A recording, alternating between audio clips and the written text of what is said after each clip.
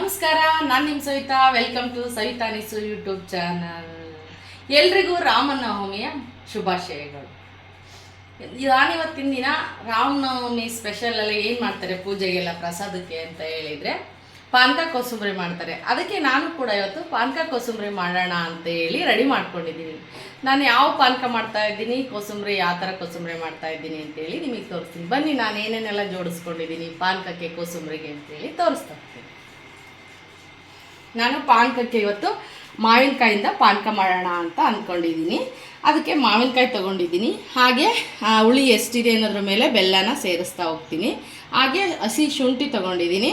ಏಲಕ್ಕಿ ಲವಂಗ ಪುಡಿನೂ ಕೂಡ ತೊಗೊಂಡಿದ್ದೀನಿ ನಾನಿವತ್ತು. ಇದು ಪಾನಕ ಮಾಡೋದಕ್ಕಾಯಿತು. ಮತ್ತು ಕೋಸಂಬರಿ, ಕಡಲೆಕಾಳ್ದು ಕೋಸಂಬರಿ ಮಾಡೋಣ ಅಂತ ಅಂದ್ಕೊಂಡು ಸ್ವಲ್ಪನೇ, ನಾವು 3 ಮೆಂಬರ್ಸ್ ಇರೋದ್ರಿಂದ ಸ್ವಲ್ಪ ಪೂಜೆಗೂ ಆಗುತ್ತೆ, ನಮಗೂ ಆಗುತ್ತೆ ಇವತ್ತು ಬ್ರೇಕ್ಫಾಸ್ಟಿಗೆ ಅಂತ ಹೇಳ್ಬಿಟ್ಟು ನಾನು ಸ್ವಲ್ಪ ಕಡಲೆಕಾಳನ್ನು ನೆನೆಸಿ ಇಟ್ಕೊಂಡಿದ್ದೀನಿ, ಒಂದು ಅರ್ಧ ಬೌಲಷ್ಟು. ಅದಕ್ಕೆಲ್ಲ ಒಗ್ಗರಣೆಗೆ ನಾನು ಈರುಳ್ಳಿ, ಮೆಣಸಿನ್ಕಾಯಿ, ಕೊತ್ತಂಬರಿ, ಕರಿಬೇವು ಕೂಡ ತೊಗೊಂಡಿದ್ದೀನಿ. ಒಗ್ಗರಣೆಗೆ ಸಾಸಿವೆ, ಜೀರಿಗೆ, ಉಪ್ಪು ಮತ್ತು ಅರಿಶಿನೂ ಕೂಡ ತೊಗೊಂಡಿದ್ದೀನಿ. ಅದ್ರ ಜೊತೆಗೆ ನಾನು ಸ್ವಲ್ಪ ಕೊಬ್ಬರಿನೂ ಕೂಡ ಮೇಲೆ ತುರ್ಕೊಂಡು ಹಾಕ್ತಾಯಿದ್ದೀನಿ ಇದು ಕೋಸಂಬರಿಗೆ. ಅದೇ ಥರ ನಾನು ಇವತ್ತು ಬ್ರೇಕ್ಫಾಸ್ಟ್ ಇದೇ ಆಗಿರೋದ್ರಿಂದ ಹೊಟ್ಟೆಗೂ ಕೂಡ ದಿಪ್ಪಾಗಬೇಕು, ಒಂದು ಟೈಮಿನ ಟಿಫನ್ ಥರನೂ ಆಗಬೇಕು ಅಂತ ಹೇಳ್ಬಿಟ್ಟು ಫ್ರೂಟ್ಸು ರಸಾಯನ ಮಾಡ್ತಾಯಿದ್ದೀನಿ. ಇದು ಕರ್ಬೂಜ ಅಥವಾ ಬನಸ್ಪತ್ರೆ ಹಣ್ಣು ಅಂತ ಹೇಳ್ತೀವಿ, ಅದರದನ್ನು ರಸಾಯನ ಮಾಡ್ತೀನಿ. ಹಾಗೆ ಪಪ್ಪಾಯ ಹಣ್ಣನ್ನು ಕಟ್ ಮಾಡಿ ಕೂಡ ಇಷ್ಟು ವೆರೈಟಿನ ನಾನಿವತ್ತು ಹಬ್ಬಕ್ಕೆ ಪ್ರಸಾದ ಪ್ರಯುಕ್ತವಾಗಿಯೂ ಕೂಡ ಮಾಡ್ತಾಯಿದ್ದೀನಿ. ಮತ್ತು ನಮಗೆ ಬ್ರೇಕ್ಫಾಸ್ಟು ಕೂಡ ಆಗುತ್ತೆ ಅಂತ ಹೇಳ್ಬಿಟ್ಟು ಬನ್ನಿ, ನಾನು ಹೇಗೆಲ್ಲ ಮಾಡ್ತೀನಿ ಅಂತೇಳಿ ತೋರಿಸ್ತೀನಿ. ಮೊದಲಿಗೆ ಕಡಲೆಕಾಳನ್ನು ನಾನು ಕುಕ್ಕರ್ಗೆ ಹಾಕ್ಕೊಂಡು ಬೇಯಕ್ಕಿಡ್ತೀನಿ. ಒಂದು 4 ವಿಷಲ್ ಇದು ಕಡಲೆಕಾಳನ್ನು ನೀರು ಹಾಕಿ ಕೂಗಿಸ್ಕೊತೀನಿ. ಫಸ್ಟು ಅದಕ್ಕೆ ಒಂದು ಲೋಟದಷ್ಟು ನೀರನ್ನು ಸೇರಿಸಿ ನಾನು ಲಿಡ್ ಕ್ಲೋಸ್ ಮಾಡಿ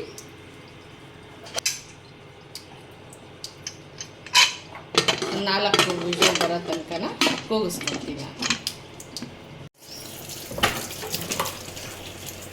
ಅಷ್ಟರೊಳಗೆ ನಾನು ಮಾವಿನಕಾಯಿ ತುರ್ಕೊಂಡು ನಾನು ಜ್ಯೂಸ್ ಮಾಡೋಕ್ಕೆ ರೆಡಿ ಮಾಡ್ಕೊಳ್ತೀನಿ.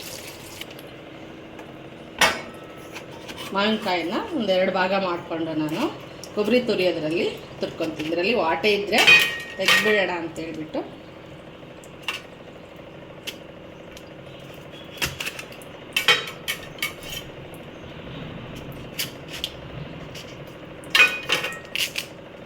ವಾಟ ಇದೆ ಚಿಕ್ಕದಾಗಿ, ಇನ್ನು ಎಳೆದು ಇನ್ನು ಮೇಲಿಂದೆಲ್ಲ ಇದನ್ನು ತಕ್ಕೊತೀನಿ. ಸ್ವಲ್ಪ ನಾರಿರುತ್ತೆ ಇದು, ಹಂಗಾಗಿ ಹಿಂಗೆ ಎತ್ಕೊಂಡ್ರೆ ಬಂದ್ಬಿಡುತ್ತೆ.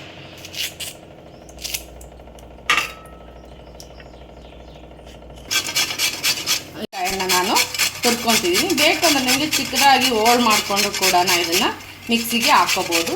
ಇದನ್ನು ಸೋಸಲೇಬೇಕಲ್ವಾ, ಹಂಗಾಗಿ ನಯಸ ರುಬ್ಕೊಂಡ್ರಾಯ್ತು. ನಾನು ಇದನ್ನು ತುರ್ಕೊಂಡೇ ರುಬ್ಕೊತಾ ಇದ್ದೀನಿ. ತುಂಬ ಚೆನ್ನಾಗಿರುತ್ತೆ, ತಂಪಾಗಿರುತ್ತೆ. ಬೆಲ್ದಣ್ಣೆ ಅಂದರೆ ಬೆಲ್ದಣ್ಣಿನ ಪಾನಕ ಮಾಡ್ಕೋಬೋದು, ನಾವು ನಿಂಬೆಹಣ್ಣಿನ ಮಾಡ್ಕೋಬೋದು, ಎಳ್ಳಿಕಾಯಿ ರಸದ ಮಾಡ್ಕೋಬೋದು. ತುಂಬ ತಂಪಾಗಿರುತ್ತೆ ಅಂಥೇಳಿ ನಾವು ಈ ರಾಮನವಮಿಯಲ್ಲಿ ಕೋಸಂಬರಿ ಪಾನಕನೇ ನೈವೇದ್ಯವಾಗಿರುವ ಹಾಗೂ ಮನುಷ್ಯನಿಗೂ ಅದು ಈ ವಾತಾವರಣಕ್ಕೆ ಒಗ್ಗುತ್ತೆ ಅಂತೇಳಿ ಪ್ರಸಾದವಾಗಿ ಕೂಡ ಅದನ್ನು ಬಳಸ್ತಾರೆ. ರಾಮನಿಗೆ ಭಾಳ ಪ್ರಿಯವಾದ್ದು ಆಂಜನೇಯನಿಗೆ ಅಂತೇಳಿ ಕೋಸಂಬರಿ ಪಾನಕನ ನೈವೇದ್ಯ ಮಾಡ್ತಾರೆ. ಹಾಗಾಗಿ ನಾನು ಇವತ್ತು ಮಾಡೋದಕ್ಕೆ ರೆಡಿ ಮಾಡ್ಕೊತಾ ಇದ್ದೀನಿ. ನೋಡಿ, ನಾನು ಈ ಥರ ಮಾವಿನಕಾಯನ್ನು ತುರ್ಕೊಂಡಿದ್ದೀನಿ, ಬೇಗ ನುಣ್ಣಗಾಗುತ್ತೆ ಅನ್ನೋ ಉದ್ದೇಶಕ್ಕೆ. ಹಾಗೆಯೇ ಶುಂಠಿ ತೊಗೊಂಡಿದ್ನಲ್ಲ, ಒಂದು 2 ಇಂಚಷ್ಟು, ಅದನ್ನು ಕೂಡ ನಾನು ತುರ್ಕೊಂಡಿದ್ದೀನಿ. ಇದೆಲ್ಲನೂ ಜೊತೆಗೆ ಹಾಕಿ ಬೆಲ್ಲನೂ ಕೂಡ ಜೊತೆಗೆ ಹಾಕ್ಕೊಂಡು ನಾನು ಮಿಕ್ಸಿ ಮಾಡ್ಕೊತೀನಿ. ನಯಸ್ಸಾಗಿ ಮಿಕ್ಸಿ ಮಾಡಿಕೊಂಡು ನಾನು ಜರಡಿ ಒಳಗೆ ಇದನ್ನು ಸೋಸ್ಕೊತೀನಿ. ಶುಂಠಿನೂ ಕೂಡ ಹಾಕ್ತಾಯಿದ್ದೀನಿ. ಹಾಗೆಯೇ ಇದ್ರ ಜೊತೆಗೆ ಬೆಲ್ಲನೂ ಸೇರಿಸಿ ಆಮೇಲೆ ರುಬ್ತೀನಿ. ಇದೇ ಹಸಿಲೇ ಈಗ ಚಟ್ನಿ ಮಾಡ್ದಂಗೆ ಮಾಡ್ಕೊಂಬಿಡ್ತೀನಿ. ಇದನ್ನು ಆಮೇಲೆ ನೀರು ಹಾಕಿ ನಾನು ಇದನ್ನು ಶೋಧಿಸ್ಕೊತೀನಿ.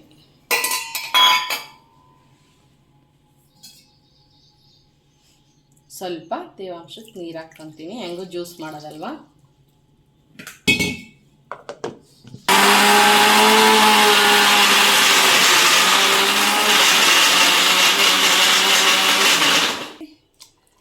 ನೈಸಾಗಿ ರುಬ್ಕೊತೀನಿ.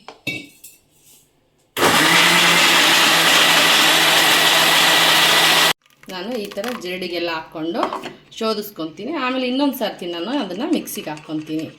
ಏನು ಬರುತ್ತಲ್ಲ ತದಿ ಅಥವಾ ತರಿ ಉಳಿಯುತ್ತಲ್ವ, ಅದನ್ನು ನಾನು ಇನ್ನೊಂದು ಸರಿ ಮಿಕ್ಸಿಗೆ ಹಾಕ್ಕೊಂಡು ನಯಸ್ ಮಾಡಿ ಅಷ್ಟೂ ಈ ಥರ ಶೋಧಿಸ್ಕೊತೀನಿ. ಹೇಗೆ ಬಂದಿದೆ ಅಂತೇಳಿ ತೋರಿಸ್ತೀನಿ ನಾನು ನಿಮಗೆ. ಈ ಥರ ನಾನು ಇನ್ನೊಂದು ಸರಿನೂ ಕೂಡ ಮಿಕ್ಸಿಗೆ ಹಾಕ್ಕೊಂಡು ನಾನು ಕೈಯಲ್ಲೇ ಇನ್ನೊಂದು ಸರಿ ನಾನೆಲ್ಲ ಕರಿ ಬಂದಿತ್ತಲ್ಲ ಅದನ್ನೆಲ್ಲ ಒಂದು ಸರಿ ಮಿಕ್ಸಿಗೆ ಹಾಕ್ಕೊಂಡು ಇನ್ನೊಂದು ಸರಿ ಶೋಧಿಸ್ಕೊತಾ ಇದ್ದೀನಿ. ಕೈಯಲ್ಲೇ ಮಾಡ್ಕೊತಾ ಇದ್ದೀನಿ ನಾನು. ಇದಕ್ಕೆ ನಾವು ಎಷ್ಟು ನೀರು ಬೇಕೋ ಅಷ್ಟನ್ನು ನಾವು ಸೇರಿಸ್ಕೋಬೋದು. ಸಿಹಿ ಮತ್ತು ಹುಳಿ ಸಮನಾಗಿ ಆಗಬೇಕು, ಆ ಥರ. ಹಾಗಾಗಿ ನೀರನ್ನು ಸೇರಿಸಿ ನಾನು ಇದನ್ನು ಶೋಧಿಸ್ಕೊತಾ ಇದ್ದೀನಿ. ನೋಡಿ ಇಷ್ಟು ಗಸಿ ಬಂದಿದೆ. ನಾನು ಇದನ್ನು ನಾವು ಮಿಕ್ಸಿ ಮಾಡ್ಕೋಬೋದು ಇನ್ನೇ ಟೈಮು. ಸಾಕು ನಮ್ಗೆ ಇಷ್ಟು ಪಾನಕ, ಹಂಗಾಗಿ ಇದನ್ನು ನಾನು ಗಸಿನ ತೆಗಿತಾ ಇದ್ದೀನಿ. ಇದಕ್ಕೆ ನಾನು ಇವಾಗ ಏಲಕ್ಕಿ ಲವಂಗ ಪುಡಿನೂ ಕೂಡ ನಾನು ಸ್ವಲ್ಪ ಸೇರಿಸ್ತೀನಿ. ನಿಮಗೆ ಸಿಹಿ ಕಮ್ಮಿ ಅನಿಸಿದರೆ ನೀವು ಇನ್ನೊಂದು ಸ್ವಲ್ಪ ಸಿಹಿನೂ ಕೂಡ ಸೇರಿಸ್ಕೋಬೋದು. ಸ್ವಲ್ಪ ಹುಳಿಯಾಗಿದ್ರೇ ಚೆನ್ನಾಗಿರುತ್ತೆ ಮಾವಿನಕಾಯಿ ಜ್ಯೂಸು. ಹಂಗಾಗಿ ನೋಡಿ ಜ್ಯೂಸು ಈ ಥರ ಬಂದಿದೆ. ನಾವು ಇನ್ನೂ ಹೆಚ್ಚಿಸ್ಕೊಂಡ್ಬೋದು. ಇದಕ್ಕೆ ಸ್ವೀಟೆಲ್ಲ ಹಾಕಿ ಹುಳಿ ಇದ್ದರೆ ಬೆಲ್ಲನೂ ಸಹ ಇನ್ನೊಂದು ಸ್ವಲ್ಪ ಸೇರಿಸಿ ನಾವು ಜ್ಯೂಸನ್ನು ಮಾಡ್ಕೋಬೋದು. ಇದು ಇವಾಗ ರೆಡಿಯಾಗಿದೆ. ಬನ್ನಿ ಹಾಗೆ ಕಡಲೆಕಾಳು ಕೋಸಂಬರಿಗೆ ಒಗ್ಗರಣೆ ಮಾಡೋಣ. ಹಾಗೆ ಒಗ್ಗರಣೆಗೆ ನಾವು ಸ್ವಲ್ಪ ಒಂದು 2-3 ಟೇಬಲ್ ಸ್ಪೂನಷ್ಟು ಎಣ್ಣೆನ ಹಾಕೊಳ್ಳೋಣ. ಇವಾಗ ಎಣ್ಣೆ ಕಾದಿದೆ, ಸ್ವಲ್ಪ ಸಾಸಿವೆ ಹಾಕ್ಕೊತೀನಿ. ಹಾಗೆ 2 ಜೀರಿಗೆನೂ ಕೂಡ ಹಾಕ್ತಾಯಿದ್ದೀನಿ.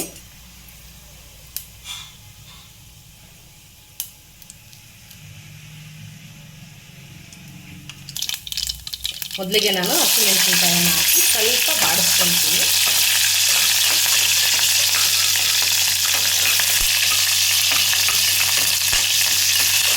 ಹಾಗೆ ಇದಕ್ಕೆ ಸ್ವಲ್ಪ ಕರ್ಬೇವು ಸೊಪ್ಪನ್ನು ಕೂಡ ಸೇರಿಸ್ತಾ ಇದ್ದೀನಿ.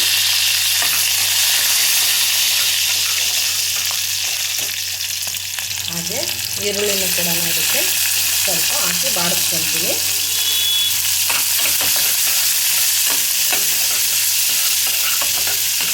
ಜೊತೆಗೆ ನಾನು ಕಡಲೆಕಾಳನ್ನು ಬೇಯಿಸಿಟ್ಕೊಂಡಿದ್ನಲ್ಲ ನೋಡಿ, ಈ ಥರ ಬೇಯಿಸ್ಕೊಂಡಿದ್ದೀನಿ. ನಾನು ಈ ಥರ ಬೇಯಿಸ್ಕೊಂಡಿದ್ದೀನಿ. ಈ ಥರ ಇದನ್ನು ಕೂಡ ಇದಕ್ಕೆ ಹಾಕ್ತಾಯಿದ್ದೀನಿ.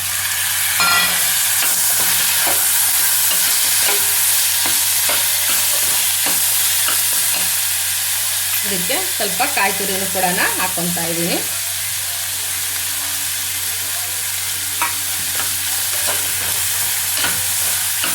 ಜೊತೆಗೆ ರುಚಿಗೆ ತಕ್ಕಷ್ಟು ಉಪ್ಪನ್ನು ಹಾಕ್ತಾಯಿದ್ದೀನಿ. ಜೊತೆಗೆ ಅರಿಶಿನೂ ಕೂಡ ಒಂದು ಚಿಟಿಕೆಯಷ್ಟು ಸೇರಿಸ್ತಾ ಇದ್ದೀನಿ.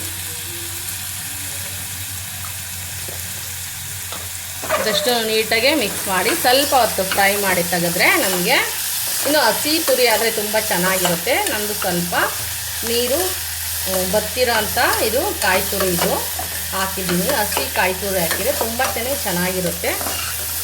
ಇವಾಗ ಇದು ಕಡಲೆಕಾಳು ಉಸ್ಲಿ ಅಥವಾ ಕೋಸಂಬರಿ ರೆಡಿ ಆಯಿತು. ಇಷ್ಟನ್ನು ಲಿಡ್ಡನ್ನು ಕ್ಲೋಸ್ ಮಾಡಿಡ್ತೀನಿ ಒಂದು ಸ್ವಲ್ಪ ಹೊತ್ತು. ಹಾಗೆ ಸ್ಟವನ್ನು ಆಫ್ ಮಾಡ್ತೀನಿ. ಲಾಸ್ಟಿಗೆ ಸ್ವಲ್ಪ ಕೊತ್ತಂಬರಿನ ಸೇರಿಸ್ತಾ ಇದ್ದೀನಿ. ಹಾಗೆಯೇ ನಾನು ಪಪ್ಪಾಯ ಹಣ್ಣನ್ನು ಕೂಡ ಕಟ್ ಮಾಡಿ ಹಾಗೆಯೇ ಬನಸ್ಪತ್ರೆ ಹಣ್ಣು ಅಥವಾ ಕರ್ಬೂಜ ಹಣ್ಣಿಂದನೂ ಕೂಡ ನಾನು ರಸಾಯನ ಮಾಡಿ ರೆಡಿ ಮಾಡಿ ನೈವೇದ್ಯಕ್ಕೆ ಕೊಡಬೇಕು. ಇವಾಗ ಕೊಡ್ತೀನಿ. ಎಲ್ಲ ಹೇಗೆ ಬಂತು ಅಂತ ಹೇಳಿ ನಾನು ನಿಮಗೆ ಟೇಸ್ಟ್ ಮಾಡಿ ಕೂಡ ಹೇಳ್ತೀನಿ. ಬನ್ನಿ, ಇವಾಗ ನಾನು ಪಾನಕ ಕೋಸಂಬರಿ ಎಲ್ಲ ಮಾಡಿದ್ನಲ್ವ, ಹಾಗೆಯೇ ಫ್ರೂಟ್ಸು ಮತ್ತು ಸಲಾಡ್ ಕೂಡ ಮಾಡಿದ್ದೀನಿ. ಅದೆಲ್ಲ ಟೇಸ್ಟ್ ಹೇಗೆ ಬಂದಿದೆ ಅಂತೇಳಿ ನಾನು ಟೇಸ್ಟ್ ಮಾಡಿ ಹೇಳ್ತೀನಿ. ಪಾನಕ ನೋಡೋಣ ಫಸ್ಟು.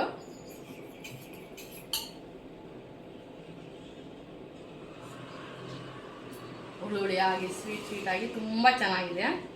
ತಂಪಾಗಿರ್ತೀನಿ. ಸ್ವಲ್ಪ ಇದು ಐಸ್ ಕ್ಯೂಬ್ ಇದ್ದರೆ ಐಸ್ ಕ್ಯೂಬ್ ಹಾಕ್ಕೊಂಡು ಇಲ್ಲ ಫ್ರಿಜ್ಜಲ್ಲಿ ಸ್ವಲ್ಪ ಹೊತ್ತು ಇಟ್ಟು ಕುಡಿದ್ರೆ ಅಂತೂ ತುಂಬ ಚೆನ್ನಾಗಿರುತ್ತೆ. ತುಂಬ ಚೆನ್ನಾಗಿದೆ. ಹಾಗೆಯೇ ಸ್ವಲ್ಪ ಕೋಸಂಬರಿನೂ ಕೂಡ ಟೇಸ್ಟ್ ಮಾಡಿ ಹೇಳ್ತೀನಿ ನಿಮಗೆ ಹೇಗೆ ಬಂದಿದೆ ಅಂತೇಳಿ.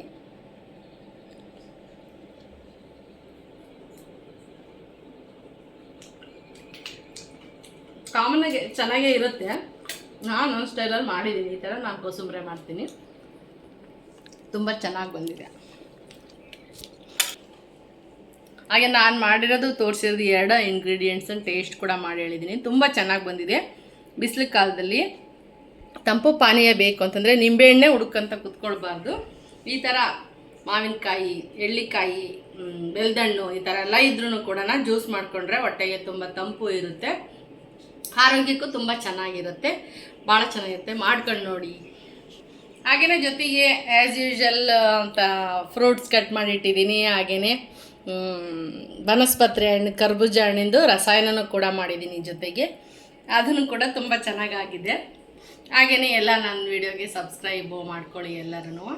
ಮತ್ತೊಂದು ವಿಡಿಯೋ ಜೊತೆಗೆ ನಿಮ್ಮ ಮುಂದೆ ಬರ್ತೀನಿ. ಬಾಯ್, ಮತ್ತೆ ಸಿಗೋಣ.